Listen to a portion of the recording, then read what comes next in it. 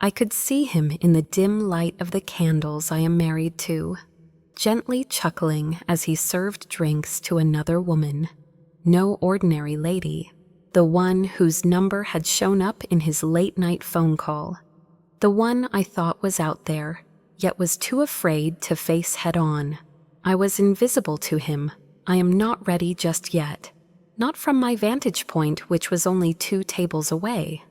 Dressed in something he had previously deemed too loud for a night on the town. Same fragrance he neglected to get for me on Valentine's Day last year. He drew nearer to her, gently touching her wrist, as if it were second nature. She grinned as if she were a native. It was as if I had never been. What he was unaware of, though unanticipated turn of events, it wasn't that I showed up all by myself. My neighbor to the left acted as her spouse. How about this evening? This evening was planned. There was an accounting. By no means should one use force. Avoid using cries. However, in speaking the truth in a measured and collected manner, brought to you between the course of appetizers and the vino. So when people want to know my definition of betrayal tears, I do not describe. By the light of the candles, an intimate table that can accommodate only 2 people, and that split second when deceitful people stop checking behind them. You can't expect romance at every supper. Some were set aside for disclosure. What about this? I no longer considered myself his wife on this night, and transformed into the lady who met his gaze at last, for the man he truly was. We were the enviable pair that everyone wanted to be with, the sort that sent out holiday greeting cards while smiling their faces off, who had summertime outdoor cookouts, those who appeared to possess complete clarity. Hi, I'm Rachel Green. I am 43 years old, an adjunct professor of business administration at Oregon State University. Moreover, for over 20 years, the tale had my whole faith. My spouse Daniel become a rising star at a leading Portland legal firm. Impressive intelligence, self-assuredness, and an irresistible charisma that drew listeners in. Our paths crossed while we were both in graduate school. One night he had remained late in the law library on campus. I had to get through my operations class case notes quickly. A half-cold cup of coffee and a sardonic comment were his offerings to me. I gave him my phone number. 2 years down the road, we tied the knot at a little coastal ceremony. Little ceremony, modest promises. Nothing more than a sea breeze, some anxious laughing, and a couple who vowed they would stay together through thick and thin. For a long time, I believed we fulfilled that commitment. Just outside of Eugene, we purchased a 2-story colonial spacious exterior with plenty of windows, ideal for Daniel's long-awaited golden retriever. Ellie and Morgan were our daughters, and now they're both college students, too intelligent to be swayed by the type of love I used to believe in. In the summers, we would go on a road trip. Yellowstone National Park, a holy place, the Great Sur. The girls would usually be seen laughing in the back seat as we snapped shots. Daniel's grip on the steering wheel, reading out loud from travel books while feigning not to be carsick. Neither of us was showy. We were unnecessary. If we look at it from the outside, consistently we were there. And within, everything was really hectic for us. I told myself that each and every time Daniel's workday ended behind schedule. He consistently failed to remember our anniversary. He would tilt his phone ever so slightly to the side whenever his phone buzzed. As a wife, I was the kind to keep her distance, as I believed that to be an act of respect. Furthermore, Daniel, he was the type of spouse who could confidently express his affection for his wife, instead than really uttering such words. I assured myself that at least, Year following year, up until the point where I failed to notice his lack of effort. The initial significant change was minor. In the mornings, he no longer kissed me goodbye. Explanations followed. First encounters, last-minute court filings. The meals with clients from out of town would always finish just after midnight. Inquiring as to his well-being would be my intent. He would give me a kind nod plant, a kiss on my forehead, and then say, "Just exhausted, darling." What a week. I was convinced by him, for the simple reason that such is the behavior of decent spouses. Doesn't it? In God they have faith. On the other hand, the truth is that a place I had no desire to go. Yes, I was aware. I had faith that the man I wed wasn't lost, on the run. I was also making it look simple. Thus I persisted in sweeping up after him, continued to attend school functions solo. Even when only one dish was touched, the supper was continued to be prepared for two. Simply put, I was unprepared. I wasn't prepared to acknowledge that at times what appears to be steady is only an elegantly mannered fall. Now here's the deal. It's impossible to mend a marriage when you're the sole survivor. Contrarily, in those days, I was of the belief that all we needed was time, getting away for the weekend. The wine bottle was shared, just one sincere discussion. I had no idea that was the thing we required had departed. Belief doesn't go out with a roar. Quietly, it disappears, an unresolved message, an unremembered kiss, a diverted look towards a festive feast. And when you do finally take note, you are already on your own, but denying it. The drug of denial is potent, retains the ring in place on the finger and the reality sufficiently far that you might be able to nod off with an unknown person without pondering the source of your chill. I proceeded in that manner. Everything was an act. Feeling good about Sunday brunch, laughing at jokes that I had heard at least 5 times before, choosing to ignore the pain in my chest as simply stress. That is until one wet Thursday night and something rang on his phone, and the disguise came undone.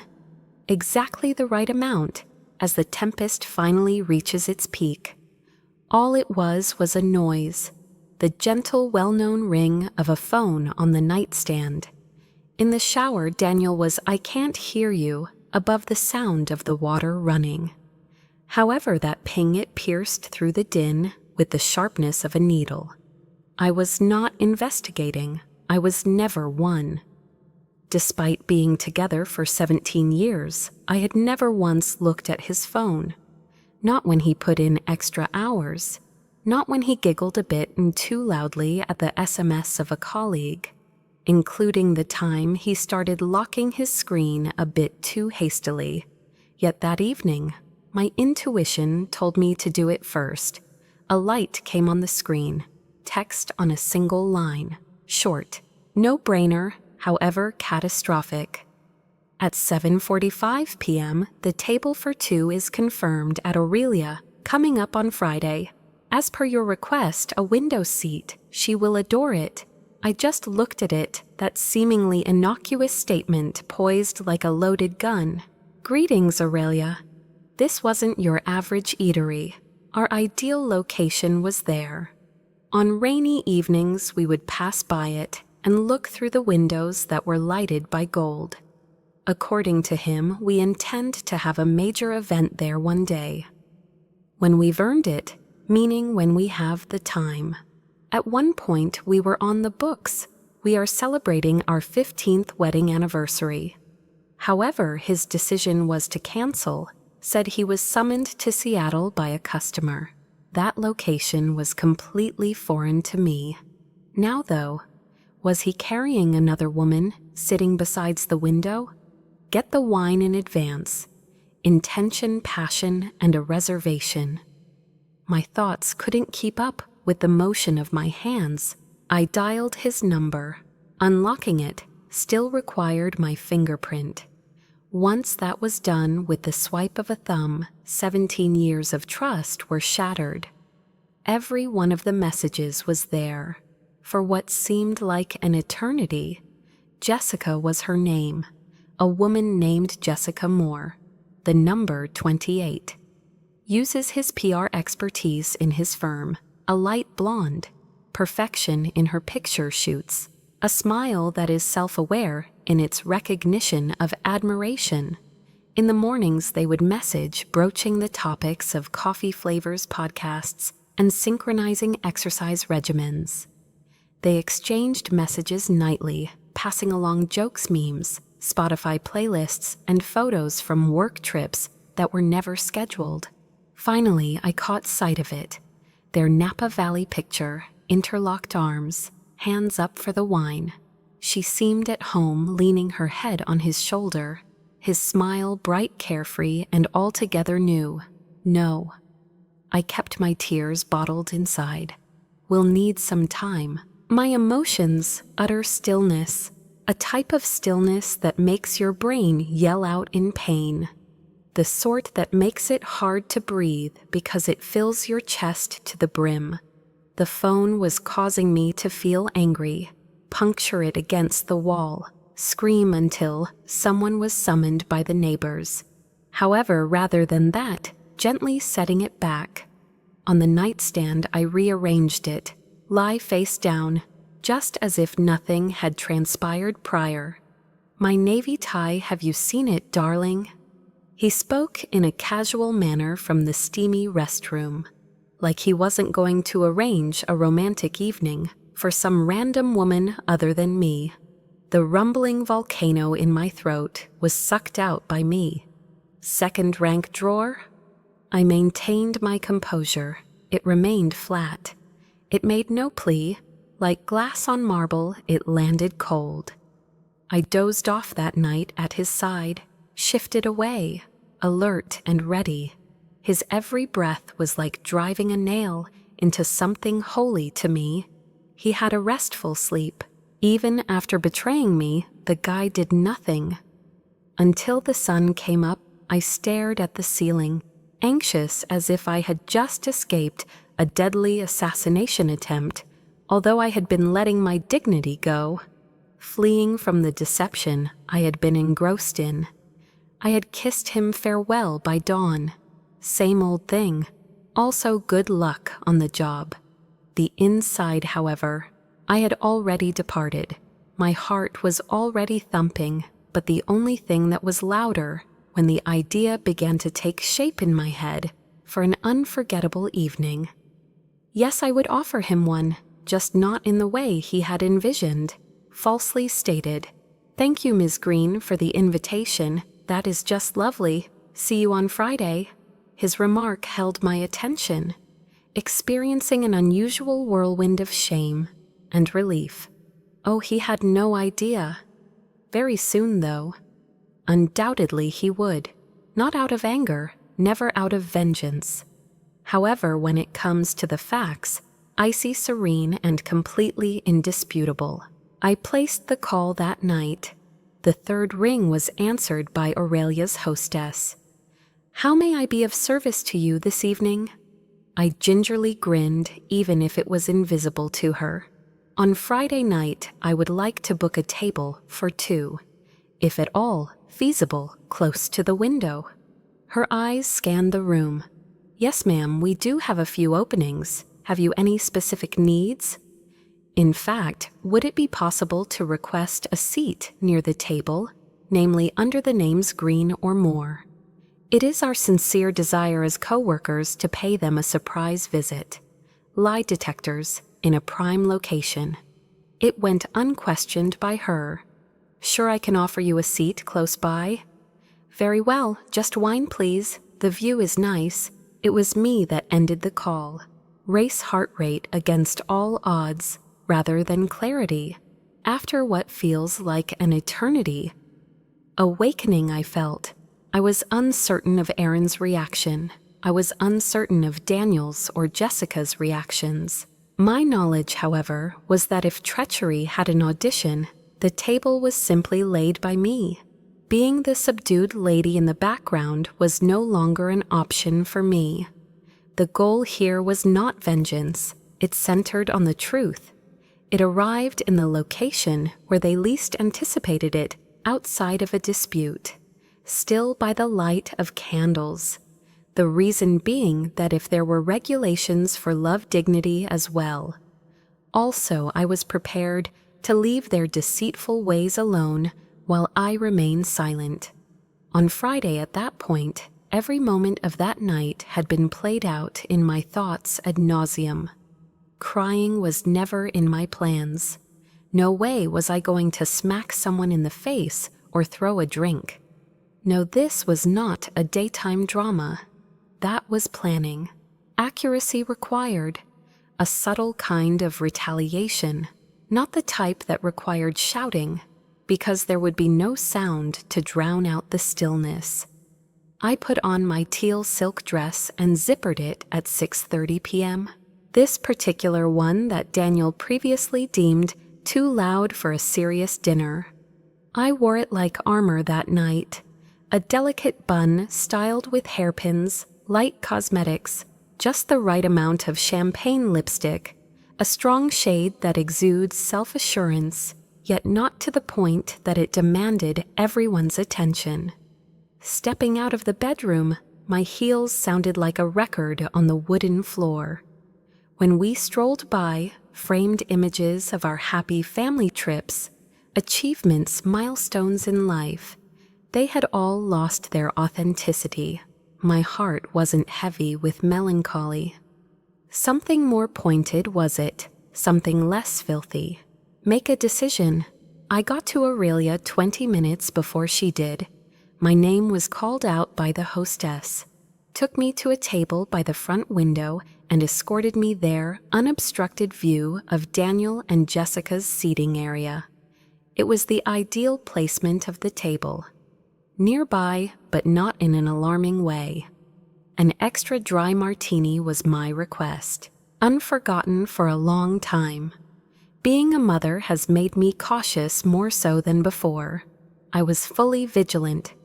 As I hold my breath, I stand tall, calm down, gotten everything ready.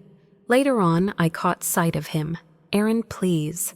He was punctual when he stepped in, sharp yet subtle, dark navy shirt, gray pants.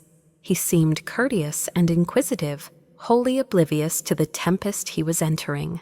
He looked around the room. I was noticed, greeted with an inviting, businesslike grin. "Dear Ms. Who is Green. Could you ask Rachel?" It was a handshake. "I appreciate the invitation once more. The scenery here is breathtaking." "It is," I responded, echoing his enthusiasm. I figured that would be a nice place to have a serious talk. We began with casual conversation. Concerning his most recent work on urban design, he waxed poetic. By nodding and asking perceptive questions, I managed to keep the discussion going. Regarding, however, my eyes, constantly they slid closer to the entrance. After that, inside they made their way. Daniel, wearing the jacket I gave him for Christmas last year. Jessica, revealing herself in a crimson outfit. No one noticed us. I am not ready just yet. Daniel retrieved her chair with the same deftness he had previously reserved for me. Then he gracefully served her wine, gently stroking her fingertips as if it were an automatic motion. They chortled, pretended everything was based on their little fib as they grinned. My hold on my glass became even more firm.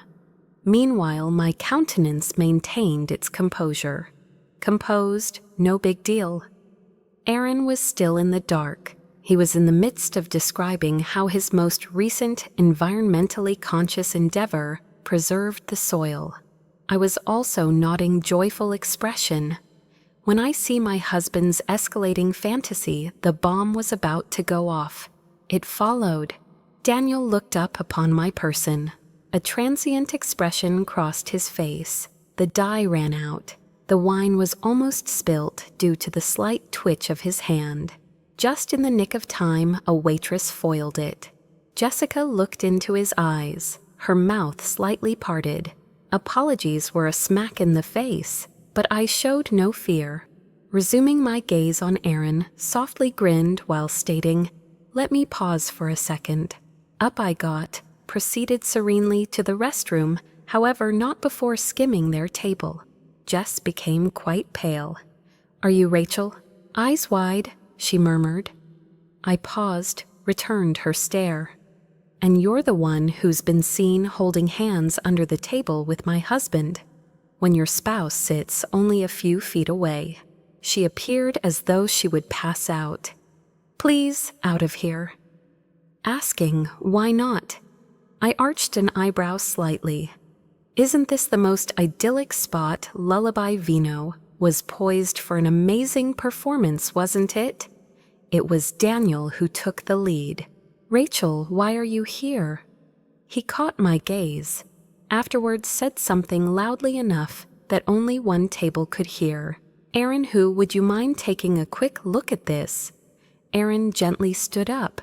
Feeling lost, "I am worried." With a worried brow, he drew near. "What is happening?" I gazed without flinching. Nothing swayed me. "Aaron, this is Daniel, my husband. I think you're familiar with Jessica. She's your wife." Behold, it stood there. The detonation, audible. Aaron broke down in tears. With one hand covering her lips, Jessica stumbled backwards. It appeared as though Daniel was wishing the earth would split wide and engulf him. What about me? Silently I stood, stand still, rock solid. Later on I stated in a composed manner, "Oh, and the bill isn't an issue, Daniel. She seems to be pretty familiar with your company card." Once that was done, returning to my seat, I strode over. Stay dry, sit quietly, nothing but the clicking of my heels coupled with candor, dismantling the facade they constructed, clearly visible.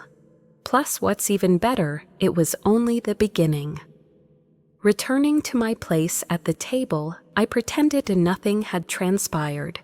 With his gaze fixed on the place we had just left behind, Aaron remained standing, his wife motionless by his side. Staring at the remains of the illusion they had believed would protect them, they were both shaken. The waiter was signaling by me. "Is it feasible to have a separate room for the two of us?" I tried to be courteous, yet steel lay beneath. Nodding, the waiter blinked. "Without a doubt, ma'am. I will make it right away." Looking across the room, he saw the two remaining motionless. It was obvious to him no one did anything different. Our guide whisked us away to a private area in no time at all. A large table adorned with 4 place settings bathed in a gentle amber light glass barriers that isolate us from the main floor's muted mutterings. Adjacent to him, I took a seat. Next to me, Aaron sat down.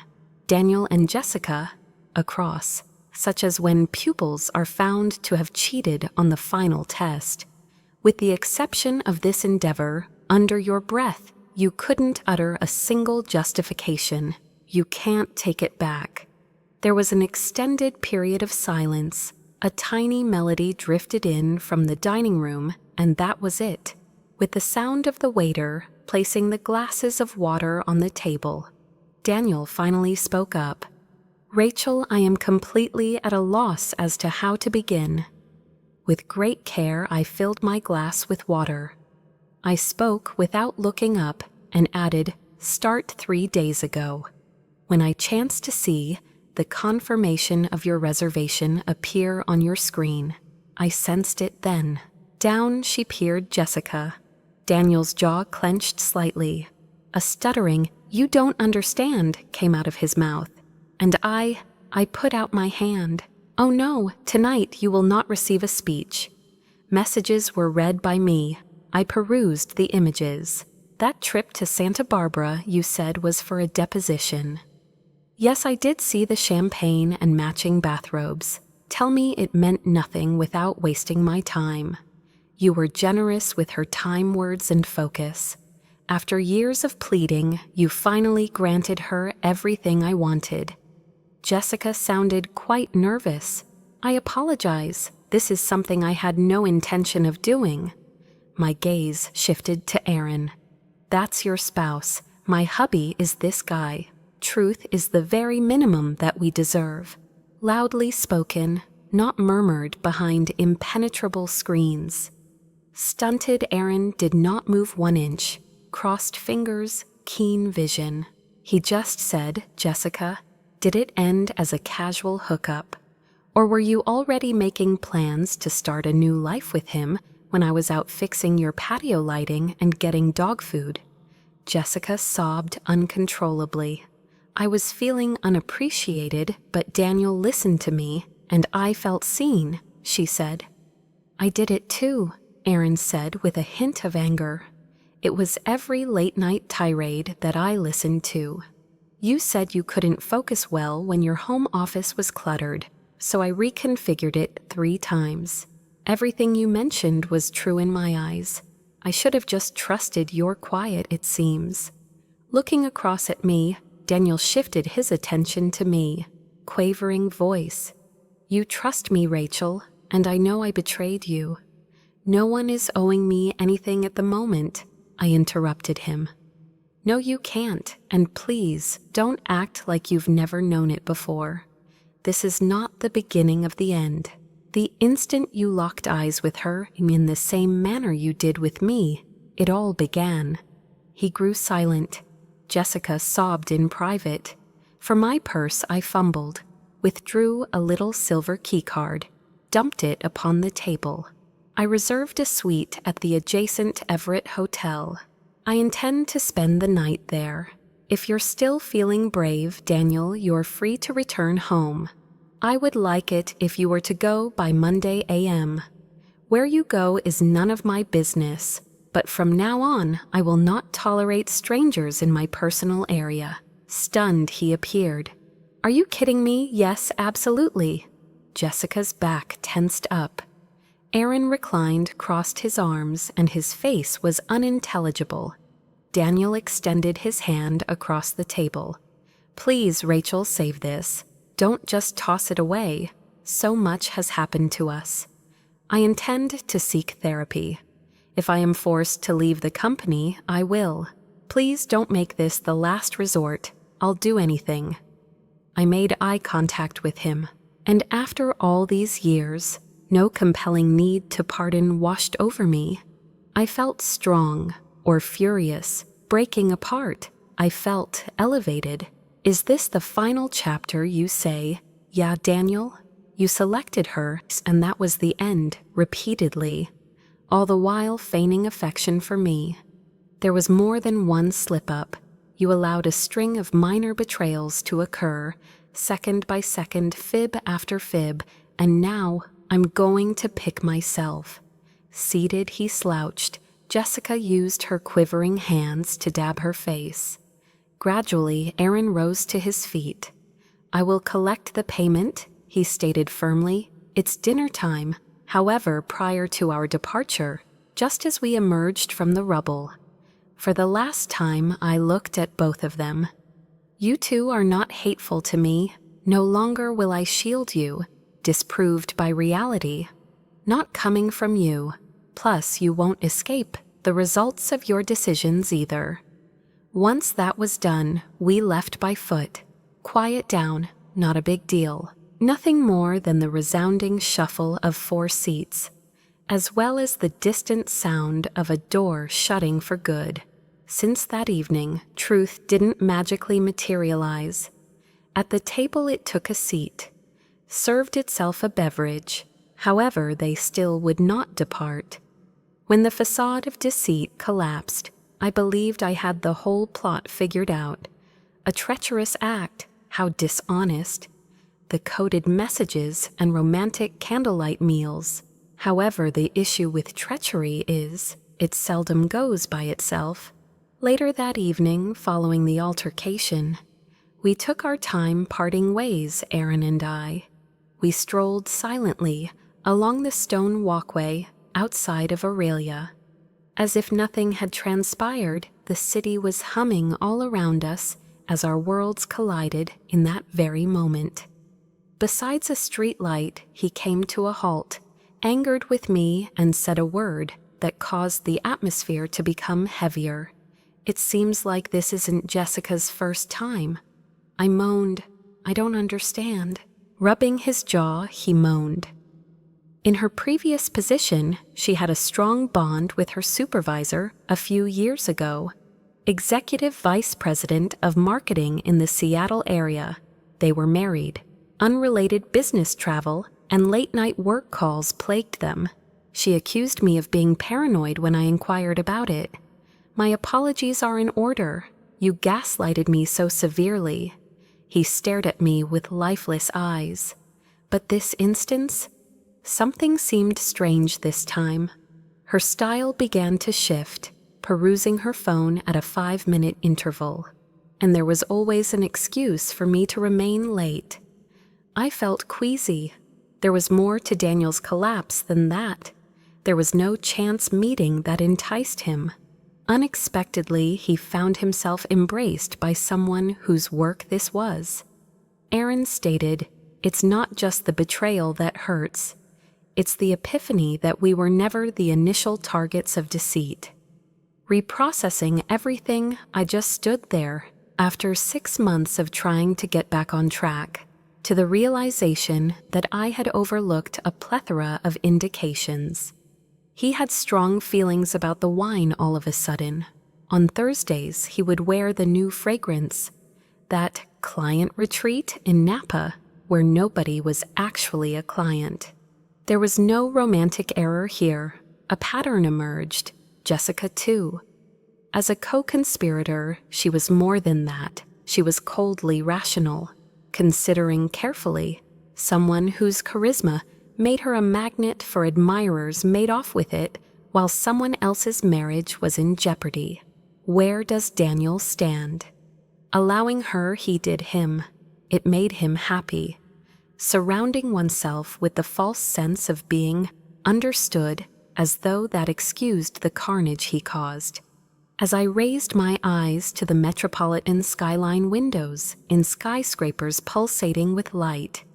For some individuals who are ending their days, some of them are only now starting to act out their own subtle betrayals. At that moment, it hit me. Something pointed. This had nothing to do with my inadequacy. It has to do with his incompleteness.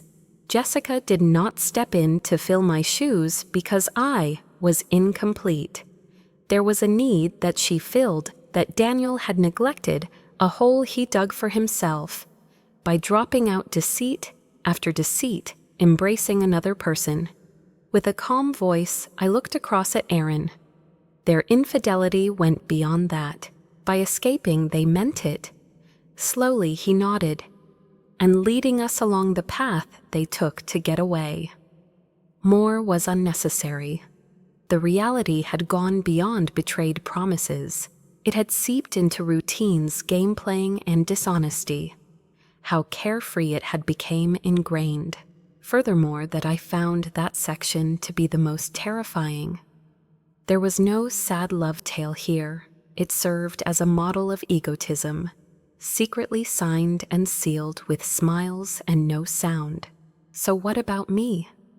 The days of being a prop in other people's illusions were over for me. Something that stung more than the treachery itself became clear to me.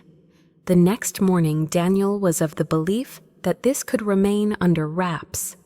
The possibility that our marriage may end in silence as he would emerge from the situation unscathed. The time I spent shielding him from harm could be laid to rest with my honor. I had shielded him for an adequate amount of time. What about the lack of sound? I had already lost too much by being silent. Sitting at my workstation, access to my email, he sent messages via keyboard to 3 individuals who had previously cherished him. The woman he calls Mum, his lifelong companion Mark. Plus there was Jenna, our dorm roommate in college, who even this year sent us glittery gold Christmas cards. So this was the subject line. Listen up, because I have something important to tell you before someone else does. There was no vindictive tone in the email itself, not one bit bitter. Truthfully, it was. Everything I said was true. It had been over a year since Daniel had been unfaithful. I learned that. It was with grace, not aggression, that I faced it. Moreover, I had decided I would no longer put on a show for his sake. I never asked them to choose a side. I refrained from pleading for approval. However, I was not going to allow him to hide behind the persona I assisted him in creating. And it wasn't all. On that particular afternoon, I placed my last call with one of his co-workers at the company, someone I had faith in. The smartest woman Daniel ever dated is a compliment I ever received from someone. No, I refrained from engaging in idle chatter. Nobody leaked screenshots from me. What I said was, something could impact your team, and I believe you should be aware of it. After only one day, Gently Jessica was released. Who says it officially? The policy on interdepartmental conduct has been violated. Everything is calm, not much news. A simple separation, the type that upscale companies like when trade secrets become expensive. Someone informed Daniel that he needed to step away for personal reasons. And I understood the significance of that. An underground system of whispers has been activated. The man whose polished attire and self-assured demeanor previously passed through those doors became yet another controversy that individuals discussed in passing while rushing to get coffee. Also, the paradox, his finger was pointed at me. A day later, he gave a call. Strict vocalizations, excised text. Did you inform others? I responded with a firm no. I have simply ceased deceiving you. You are bringing disgrace upon my name, Rachel. This is not the case, Daniel. The decision to base your existence on deceit was a big deal. I've decided to stop sweeping the floor. The call was abruptly terminated, not contacted for several days. However, the texts began. Working flowers. Please read this. In the beginning of lengthy emails. His panic and the concepts of clarity and change occupy 4 pages. However, I remained silent. Because once staying silent did not mean giving up. Protective armor. Evidence that I could stop doing emotional CPR on a man who cut off our marriage's vitality. In order to quickly return to a state of ease, he sought forgiveness. Yet forgiving someone isn't like handing them a favor. That they can get some rest, you have the power to decide, allowing you to awaken free of resentment. And I still wasn't prepared for that. It wasn't that I despised him, but because self-love had returned to my heart. It wasn't a vindictive act. There was no fury, a privilege.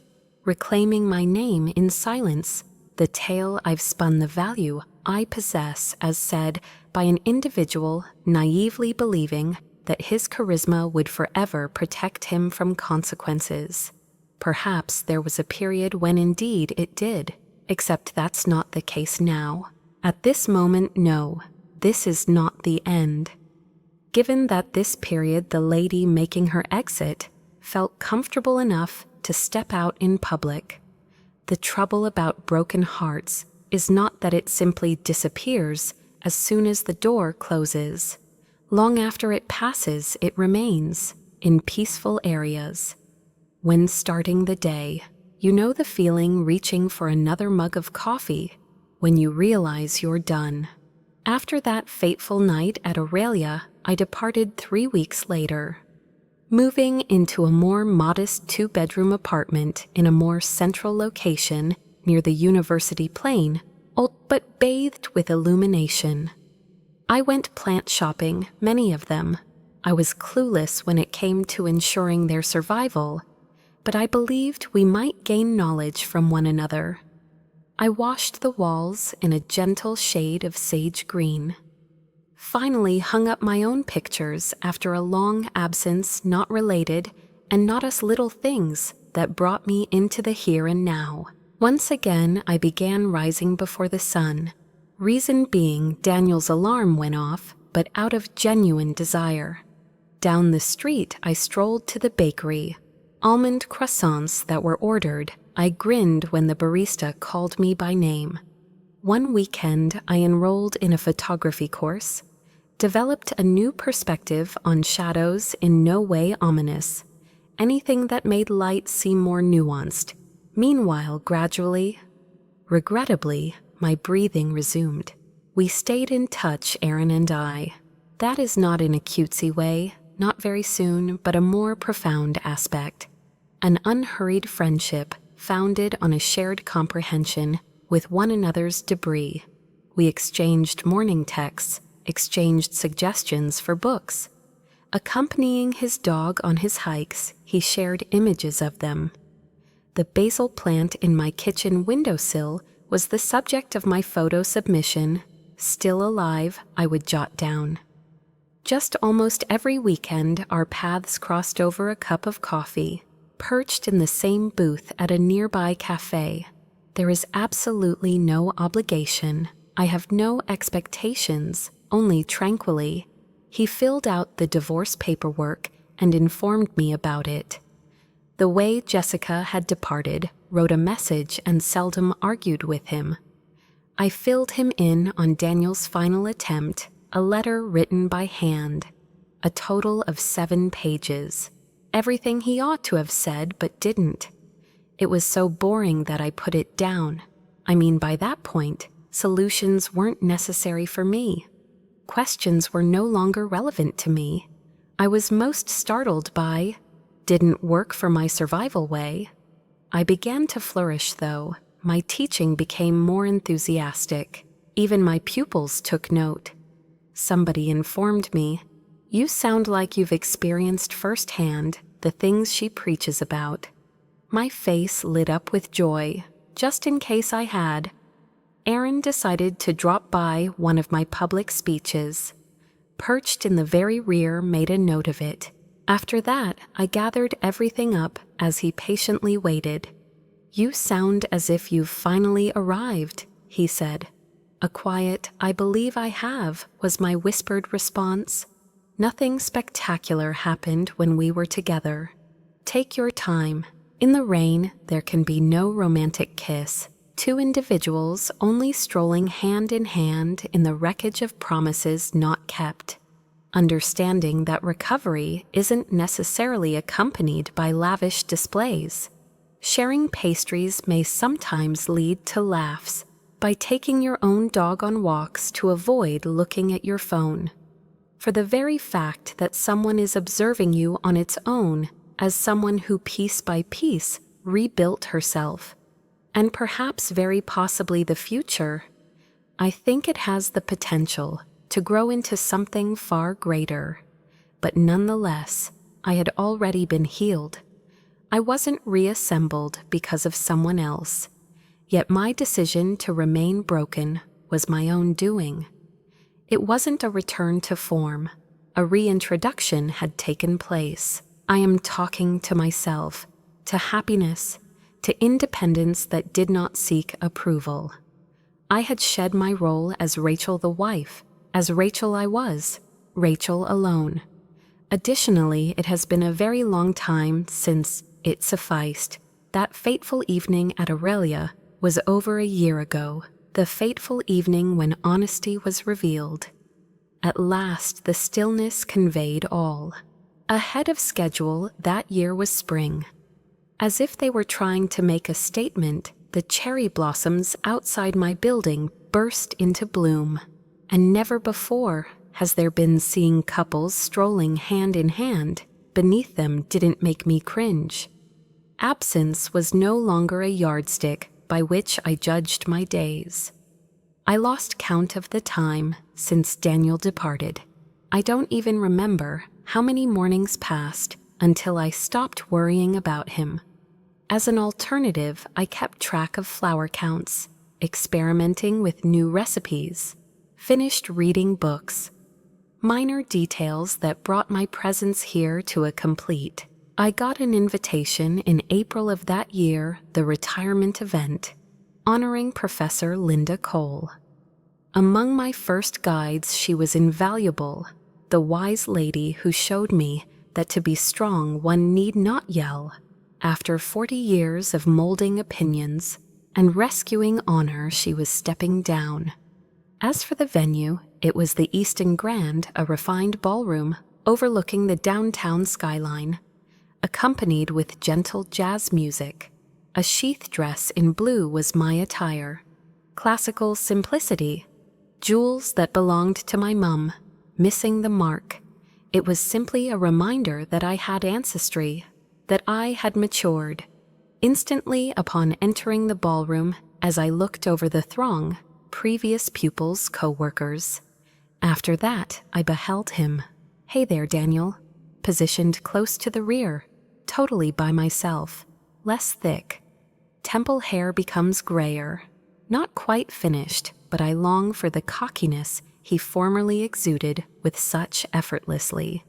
The moment he laid eyes on me, he hesitated.